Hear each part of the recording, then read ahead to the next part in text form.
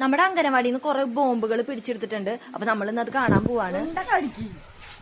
ഇത് നിസാരപ്പെട്ട ബോംബൊന്നല്ല കേട്ടാ, നല്ല പവർ കൂടിയ സീഡ് ബോംബുകളാണ്. മണ്ണും ചാരവും ചാണകവും കൂടിയിട്ട് കുഴച്ചിട്ട് ഒരു ബോൾ ഉണ്ടാക്കിയിട്ട് അതിൻ്റെ ഉള്ളിൽ ഒരു സീഡ് ഇറക്കി വെച്ചിരിക്കുകയാണ്. ടീച്ചർ പറഞ്ഞു തരൂട്ടാ. തരിശിലൊക്കെ എറിയ അപ്പൊ നിറയെ തരിശ് കിടക്കുന്നോടത്തൊക്കെ മരങ്ങള് വളരും. ടീച്ചറിന് വയറല്ലാവല്ലോ.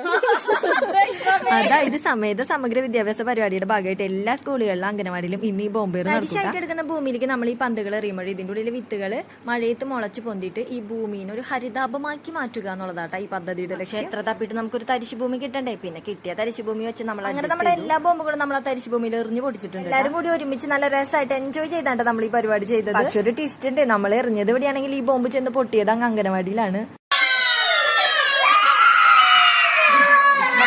അമ്മമാര് പോയോട് കൂടിയിട്ട് പിള്ളേര് ബോംബ് പൊട്ടണേക്കാട്ട് സൗണ്ടിലാട്ട കരഞ്ഞു. ടീച്ചർമാര് കളിക്കാനുള്ള ഐറ്റംസ് കൊടുത്തോട് കൂടിയിട്ട് മിനിറ്റ് വെച്ച് കരച്ചല്ലോ. അംഗനവാടി പഠിത്തം കഴിഞ്ഞ കാരണം കൊണ്ട് ഞാൻ രക്ഷപ്പെട്ടു.